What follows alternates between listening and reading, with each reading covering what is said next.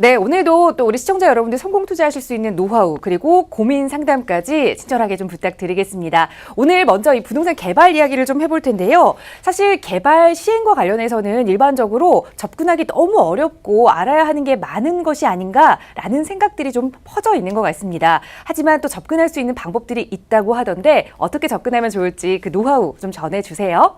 예. 자, 제가 오늘은 부동산 개발 시행 시 유의사항이라는 이런 주제를 가지고 좀 말씀 좀 드리도록 하겠습니다. 자, 우리가 시중에 이런 말이 있습니다.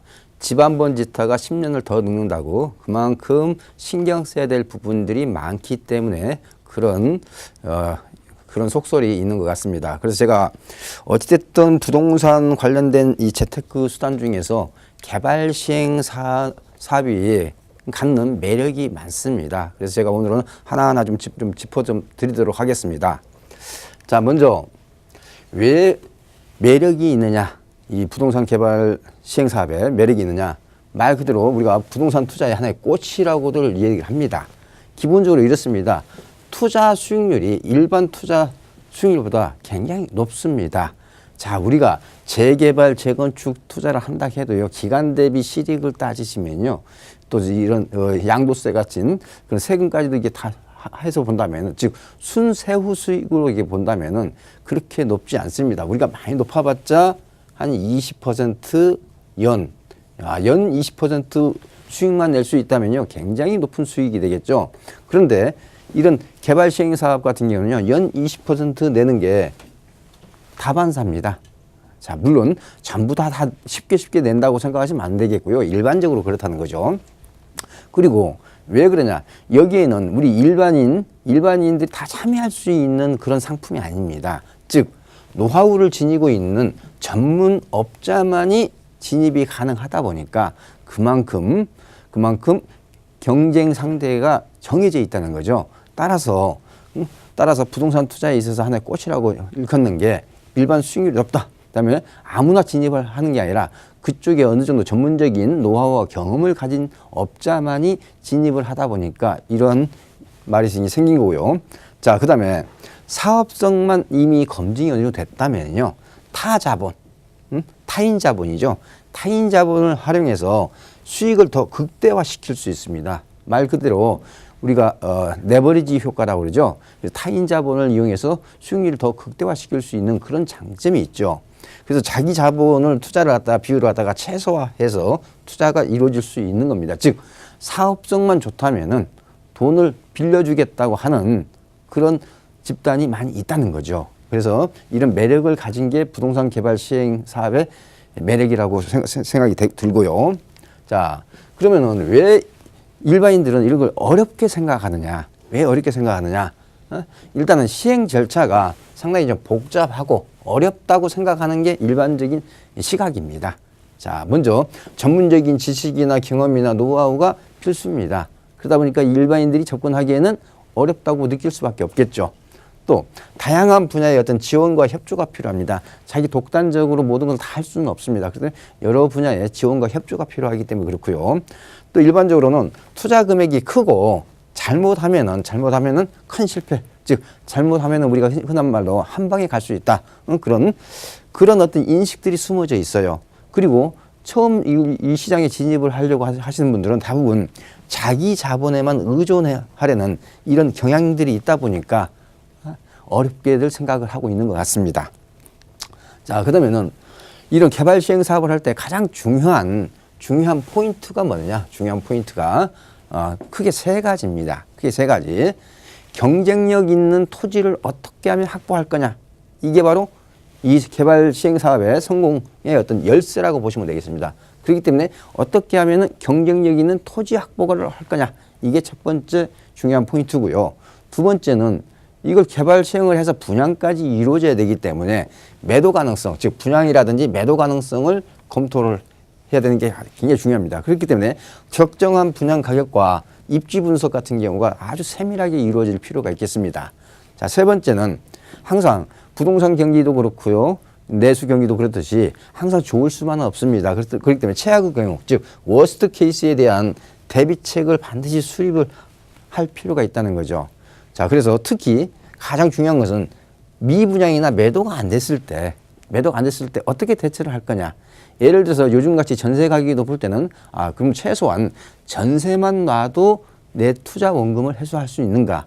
이런 세 가지를 좀 체크를 하셔야 되는 거고요. 자, 그 다음에는 전제 조건 중에 먼저 수지 분석과 토지 확보와 수지 분석은 남한테 맡길 게 아니고요. 당사자가 본인이 직접 하는 게 가장 좋습니다.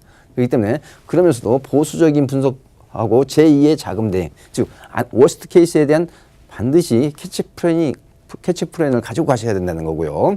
그다음에 전문 조직을 가능한 풀 가동을 하셔야 됩니다. 그래서 설계라든지 인허가 과정이라든지 시공 관련 전문가들과 유기적인 협조 체계를 갖추라는 거고요. 그다음에 마케팅 플랜을 미리 사전에 수립을 해 놓는 겁니다.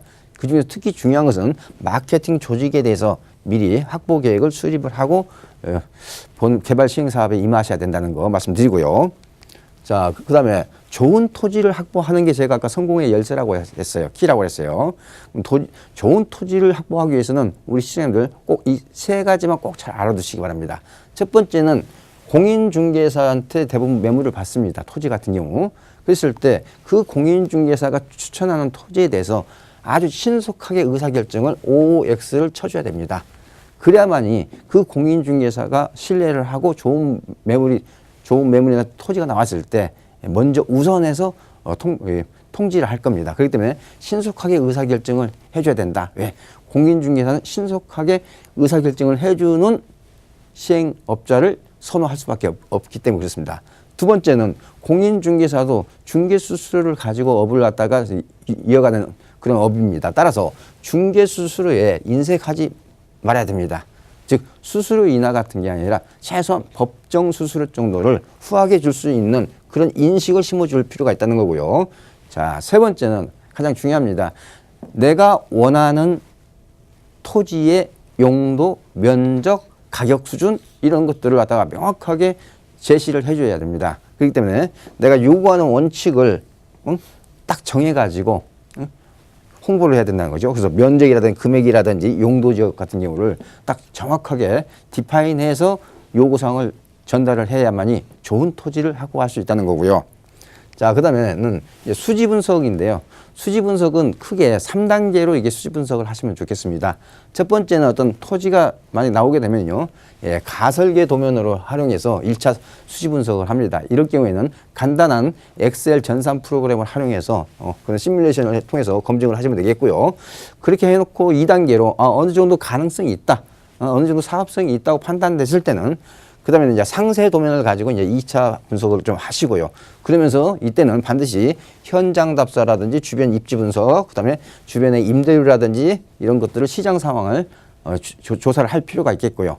그 다음에 마지막으로 이제 3단계 수지 분석이 되어 있습니다. 이때는 좀 더 보수적으로 해서 재반 비용 같은 경우를 추가해서 보수적인 관점에서 3단계 수지 분석을 하셔야 됩니다. 그래서 이럴 경우에는 최악의 경우까지도 이제 염두를 해두고 이 3단계까지 분석을 한 후에도 사업성이 있다고 판단됐을 때 이때 이제 의사결정을 하시면 되겠습니다.